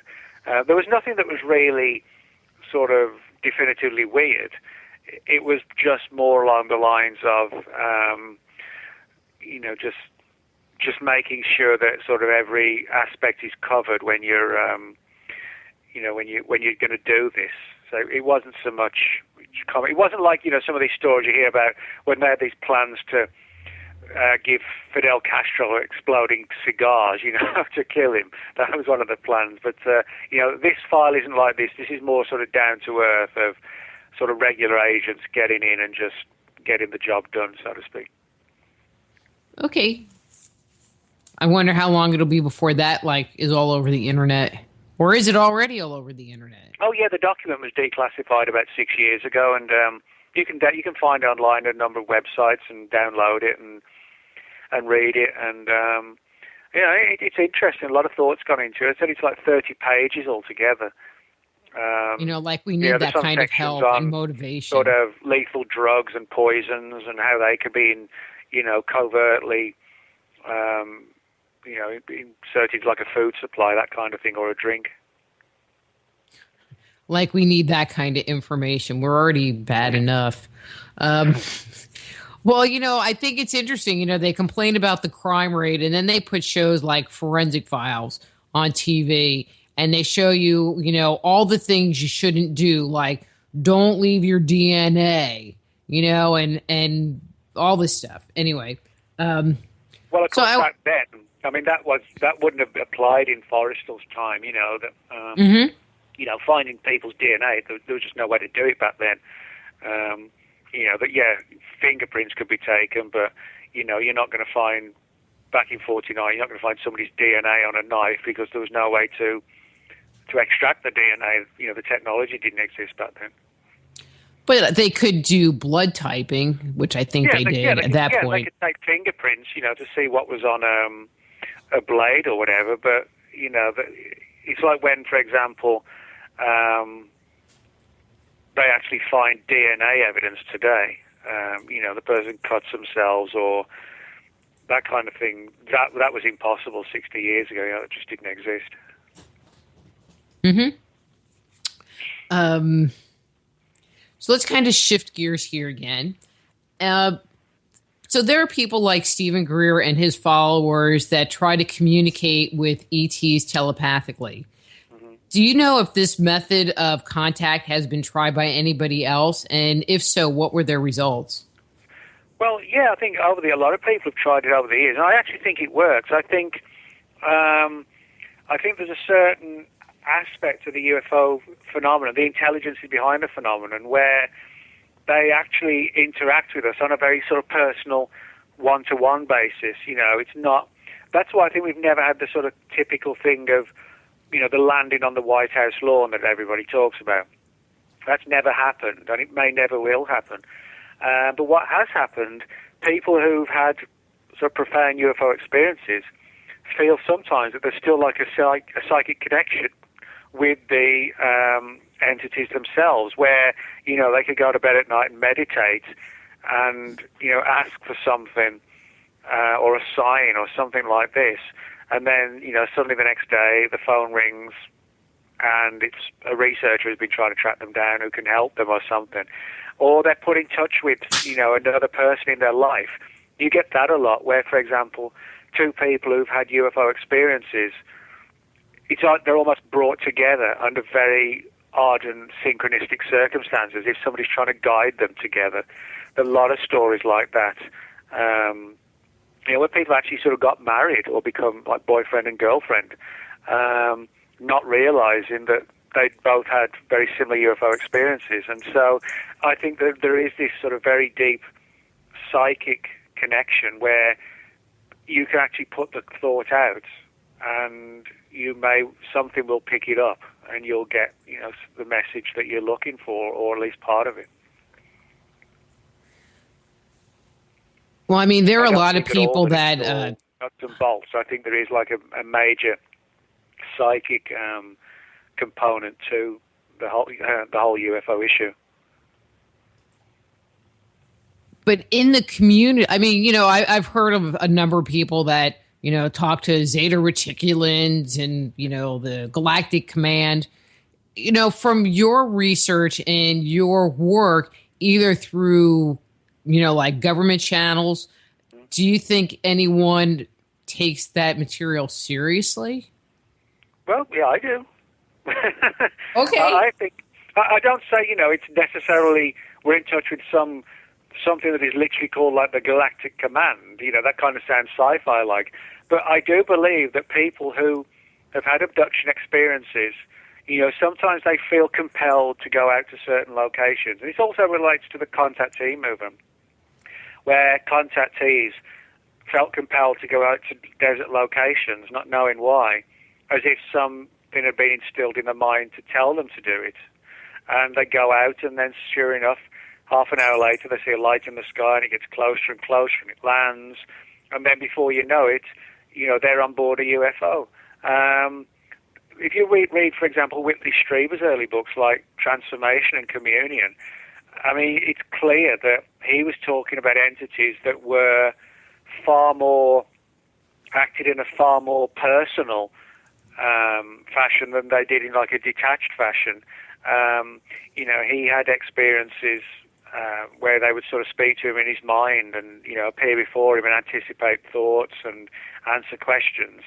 I think there really is something to the idea that if you want to put the thought out and try and contact these entities and you've got a deep interest in the subject, it's like they know when you're looking for them, and sometimes they answer back. Interesting. And people that have had experiences, I mean, I could understand where there would be a connection, whether they had some kind of an implant installed, which would make sense to me, or if there was some kind of, energetic, telepathic tie that was made to them to kind of get them to do exactly what you were talking about, go out to a field so that the ship could show up 20 minutes later. Yeah, I think, the whole telepathic issue is a valid one. I mean, this really isn't much different when, the government itself got involved in the whole remote viewing program, psychically using the mind to sort of spy on the Russians or the Chinese. This is sort of sending a thought out, or your soul or your essence or whatever, and try and see what's going on in the Kremlin.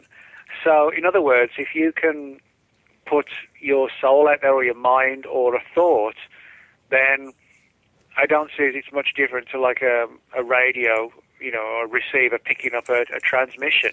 I think that it is kind of something along those lines, and I think that's why you do seem to have these situations where people sometimes are thrown together for a reason, that it's just not accidental in the UFO subject, and maybe there's like a long-term goal for them that they're not seeing at that point, but that becomes clearer as time goes on. We got abducted. Me too, but I didn't see you there. We didn't have much time, though. So. Okay, so I don't know where we were, so I'll just keep moving along. So if you were to guess about how many people associated with UFOs have mysteriously died or disappeared or had some other weird thing happen to them, what kind of number would you put with that?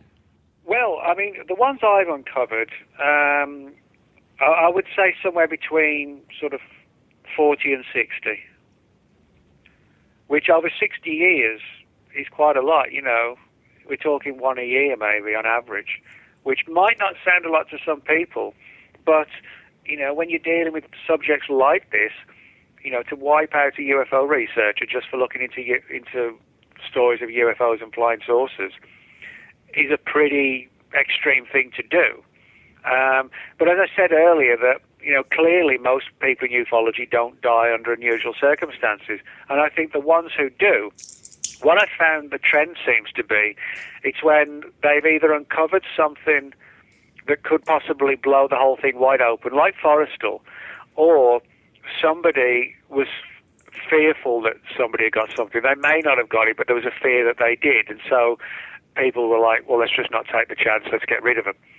So I think that's what it all really comes down to, is it's not, if everybody in ufology was dying under weird circumstances, everybody would know because it would be so obvious. The average person in ufology, like me, who writes a book about a subject, or somebody who does a radio show, somebody writes an article, you're not a threat, because unfortunately, for all the stuff we do and the investigations we do, we don't have that card, if you like, that ace card that could bring everything down. That's why people like, Edward Snowden are so different from somebody in another agency who might, reveal how some politician overspent on his expenses when he was out of town. Because the thing with Snowden was the story that he told and the material that he took with him demonstrated, the extent to which the U.S. population was being watched. So that's why, there was such an effort to get him. But most people, like in ufology, there isn't really an Edward Snowden equivalent in ufology. No one's ever come forward, with whistleblowing documents of that type. And that's why I think the UFO scene has never really been touched to a significant degree, because whoever's keeping the secret, they know, unfortunately, and it's true, unfortunately, we don't have access to classified alien autopsy reports. We don't have access to the bodies or the wreckage. So I think from that perspective, whoever's hiding the truth, they might be a bit kind of pissed off with us and don't like us because they view us as meddling. But they also know that at the end of the day, all we have is words on paper. We don't have anything that can really prove it.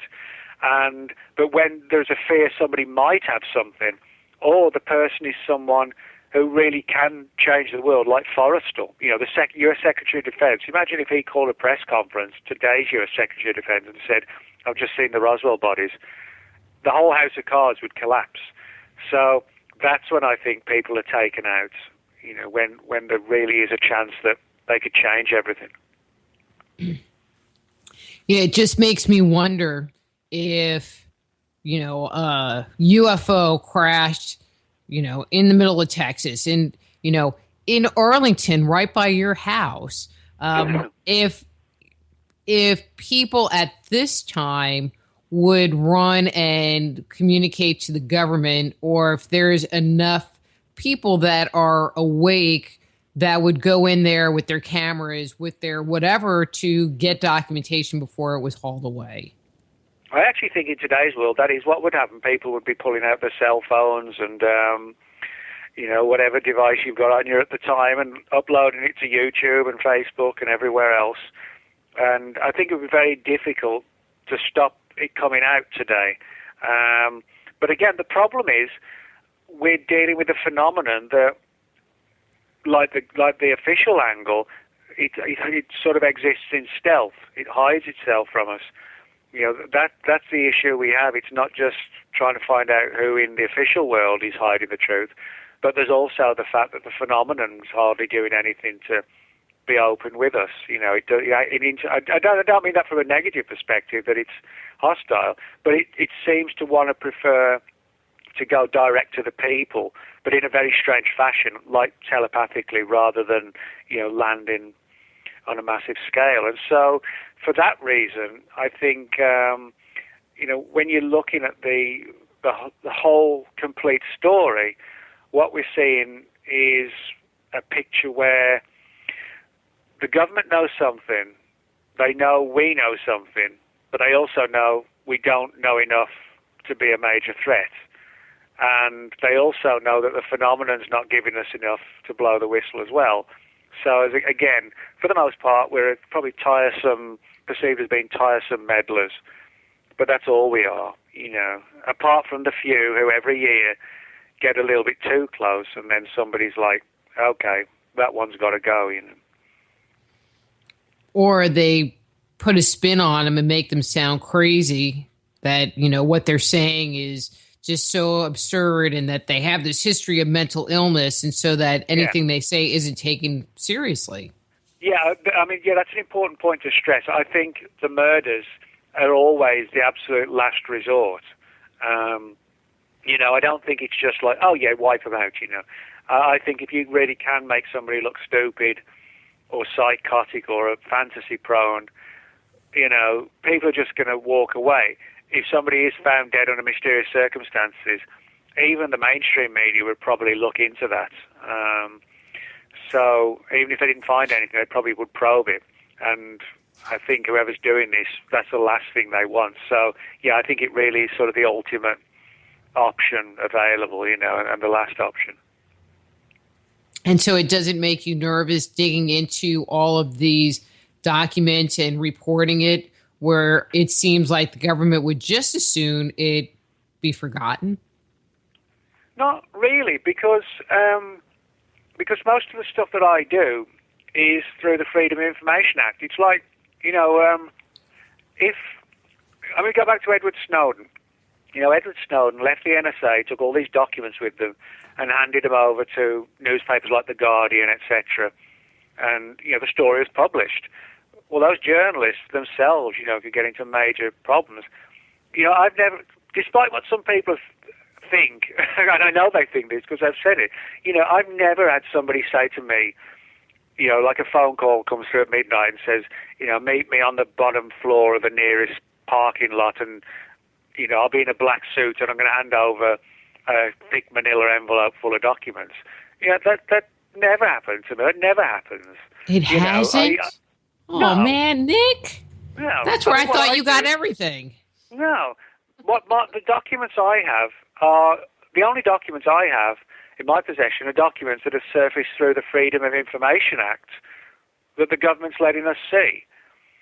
Now, yes, I've interviewed a lot of old-timers, but, I'm not, some sort of Fox Mulder running around getting shot at in the streets or whatever, or having, I look out the window at the midnight and there's some man in black stood under the street lamp. No, nothing like that ever happens, and that's why people like Snowden do get in trouble, because they had the goods, and that's why the journalists were potentially in big trouble, because they accepted the material and published it.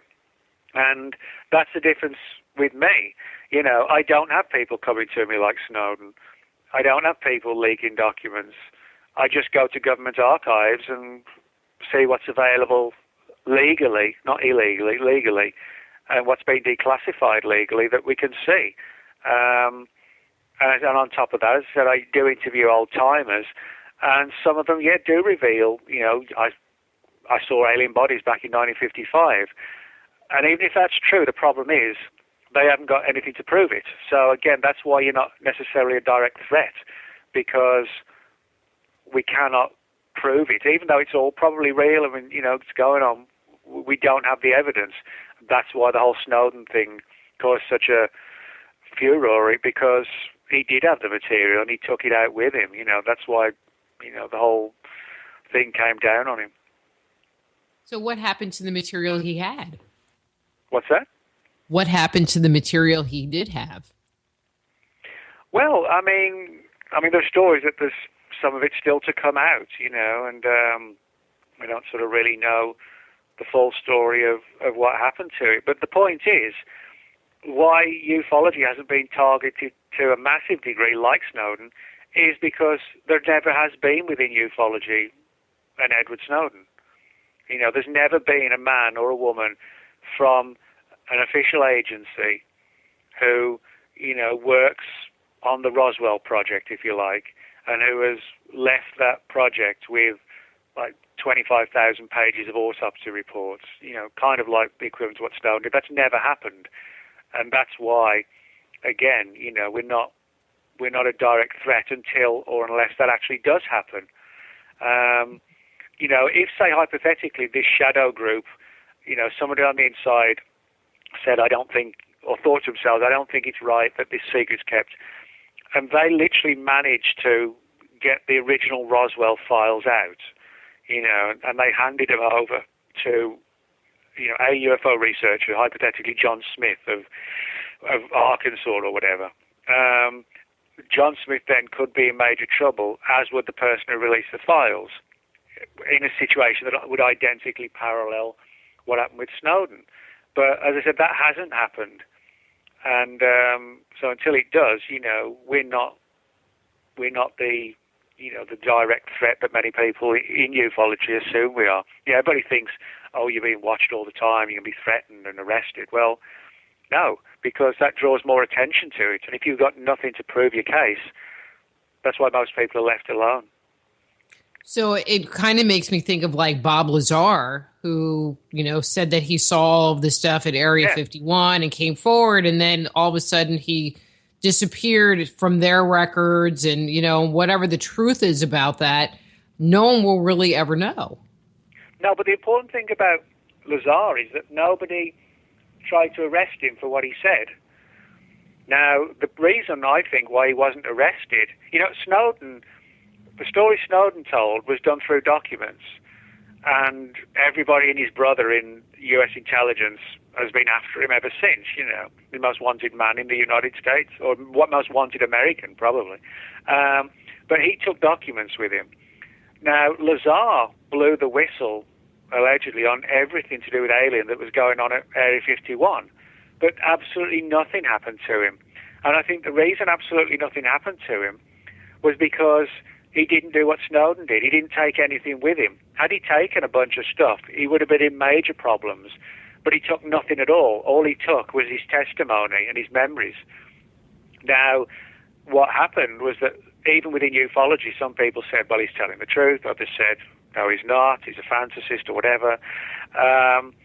And the problem is, because he had nothing to back the story up other than his own words, that's why I think nothing happened to him. He didn't have the goods, so to speak. So he was left alone. I'm sure perhaps people in Area 51 were seething about everything he revealed.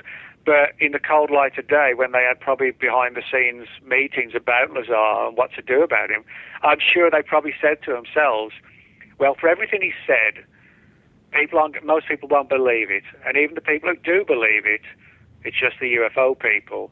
And even if what he says is true, he can't prove it because all the documents were locked away. He didn't take anything with him. So in that sense, for everything he revealed, he wasn't even a threat, because he couldn't prove any of it.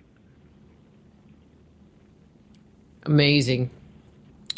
Where are we? So we have probably about 10 more minutes. One of the things that I find interesting, we hear stories about, these shadow governments and about UFO contact. And, the list goes on and on and on. And I just find it so, it makes your mind think. It makes my mind think about if these different stories that we hear about, if these shadow governments exist, if UFOs exist, if, it was a government conspiracy to kill JFK, all of these, I'm going to say conspiracy theories, but I feel like it's even a bigger picture, are actually true, then the world that we live in is a much different world than we're led to believe. It's almost like we are living in the Matrix. Yeah. Well, I would actually agree with you on that. So much of history does become distorted to where we're not really sure, what the truth of anything is really, and particularly in today's world. And unfortunately, that's how things are. That's also how secrets are kept. A counter story is put out, and then another story is put out. It's like with Roswell. There are whistleblowers and people who've come forward to talk about Roswell. There's somewhere in the region of 12 different theories have been presented to the UFO research community. And I think this is clearly being done on purpose. Within all those 12 or 13 different theories, it was a UFO, it was time travelers, it was a mogul balloon, it was a weather balloon, it was a secret German device brought over to New Mexico at the end of the Second World War, it was a Japanese craft, it was a Russian spy plane. You got all these different people from the military and the intelligence world and people just with shadowy backgrounds have come forward and offered all these different scenarios.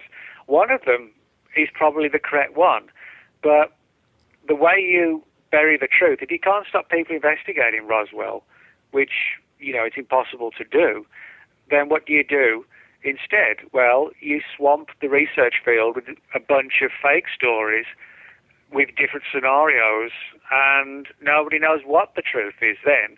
In other words, the real story gets buried amongst the lies. And I think that probably applies to things when you mentioned the Kennedy assassination. People said, is it the Russians? Is it the Cubans? Is it the mafia? Is it the Mexicans? Who did it? Nobody knows.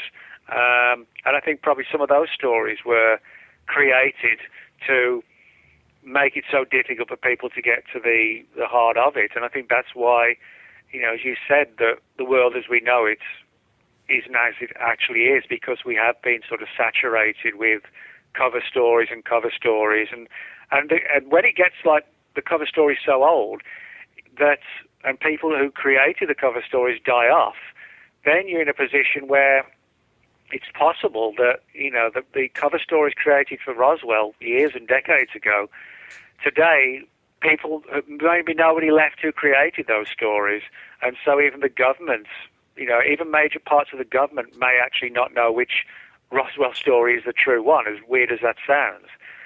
Other than the very small elite of a few hundred who hide in it, the rest of them may actually be like the rest of us wondering, well, was it a weather balloon after all? Or was it a Soviet spy plane? Or was it a Russian, Chinese thing, or Japanese, or German? Secrets sometimes don't just get hidden, they get lost. They get buried, and then the people involved in the program die off, and nobody realizes it was actually a fabricated story when it comes out. They think it's the real thing because it's working so well, and nobody's left to tell the truth about it. It just makes you wonder how far back that goes. Is this just like a recent thing, or has there always been this like giant spin on everything and secrets going back for millennia? Yeah, you look at, for example, the Romans. They were always killing each other, like Julius Caesar, plotting to get rid of whoever was Caesar at that particular time, replace it with somebody else. And the different factions warring against each other, and that's ancient Rome. That's how it was in ancient Greece, and the Egyptians. Feeding the pharaohs poison to try and get another pharaoh in power, and this is less to do with UFOs or Roswell or the Kennedy assassination. It's just down to human nature, That's what it comes down to. Wars, battles, power struggles. It's all part of the same thing, really. Well, it's sad. So in the couple of minutes that we have left, and I don't know if it was released yet, but your zombie book that you're writing with Brad Steiger, has that been released yet? Yeah, it was published. It came out about 3 weeks ago, and it's like an A to Z book of everything to do with zombies. It's quite a big book. It's like 400 pages, and it deals with zombies in TV, movies, novels, folklore, history, popular culture, and also the real world. There are sections on certain viruses that mimic aspects of the zombie virus, like rabies, which actually does turn a person psychotic. As I said earlier, in the final stages, they have to be restrained. They literally are almost like something out of 28 Days Later.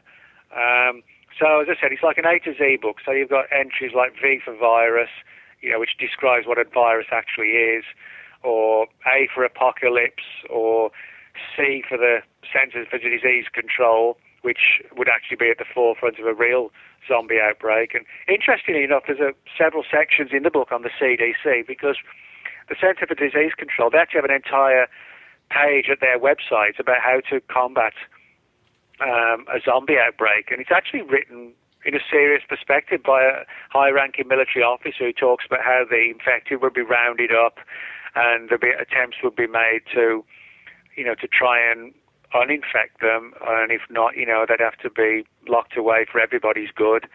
And when you realise he's actually the CDC website, you have to wonder, wow, do they know something we don't? Yeah, that makes me definitely wonder, do they know something? Yeah. Do you think that, this whole infection idea, concept of zombies, maybe not like what you see on TV, is something that's possible? Well, I often got, particularly since people knew I was writing the book, and a lot since the book's come out, people have asked me, do I think a real zombie virus could be created? My answer is no. Well, it depends how you define a zombie. For example, I don't believe anybody will ever create a virus to literally bring the dead back to life and turn them into flesh-eating monsters like The Walking. The Walking Dead's a great show, but that's not going to happen. Now, what could happen is something like in 28 Days Later and 28 Weeks Later, for people who've seen those, where the zombies, they actually aren't dead. They're infected by something called the rage virus, which changes the mind to where they become homicidal killers, which is actually not that different to rabies. And so research has actually been done to try and determine if the rabies virus could be modified and synthesized, and possibly even combined with something like the flu virus, where you would then have a worse scenario of an airborne, flu travels through an airborne, through breathing it and, contamination that way. If you imagine rabies, which is, essentially caused by bites and saliva, if that could become airborne by combining it with the flu virus, and research has actually been done on that, then we could be in for major problems. So I could see something like the development of something like the rage virus, but not something that's going to reanimate the dead. No, that's I don't think that there's a chance in hell, no pun intended, of that actually happening. Well, that's pretty cool. And then one last thing, the music's going to come up here in 1 minute. You also did a thing for New Page book, and I didn't write down the title of that book. Has that one come out? The compilation book from New Page? Oh, yes, the Ancient Mysteries book. Yeah, that one's just come out. I've done a chapter in there about sightings of strange creatures in the vicinity of stone circles, reports of like werewolf-type creatures and big cats and Bigfoot-type entities, all in the vicinity of ancient stone circles and Native American burial mounds and things like this. And there's sort of an intriguing theory in there as to why that might actually be taking place, why people are seeing strange creatures around sacred sites. Cool. See, I guess you have been busy. I always like to stay busy. And, I like to do a lot of little projects as well as writing the books because, I just like to do that. I kind of, do this one day and this another, but then the long-term projects are the books. But some magazine says, can you do a 2,000-word article on this, or somebody else wants me to do something on that, and I kind of thrive on that sort of stuff, Mm-hmm. But anyway, I'm looking at the clock, which means our time is up. Nick, always a pleasure having you on the show. And everyone is saying great show tonight in the chat room. And I'm sure I will see you up close and personal sometime soon. Yeah, I'm sure we'll cross paths at another conference in the near future. So. Great. Thank you so much for coming on. You have a wonderful weekend, and I will talk to you soon. You too, Rita. See you later. All right. Bye-bye. That's Nick Redfern. His book is Close Encounters of the Fatal Kind. His website is nickredfern.com. And next week, we're going to be speaking with Nate Riddle about Texas UFOs and with Martha Decker about paranormal profiling. And so until next week, I'm Dr. Rita Louise. This is Just Energy Radio. Be blessed.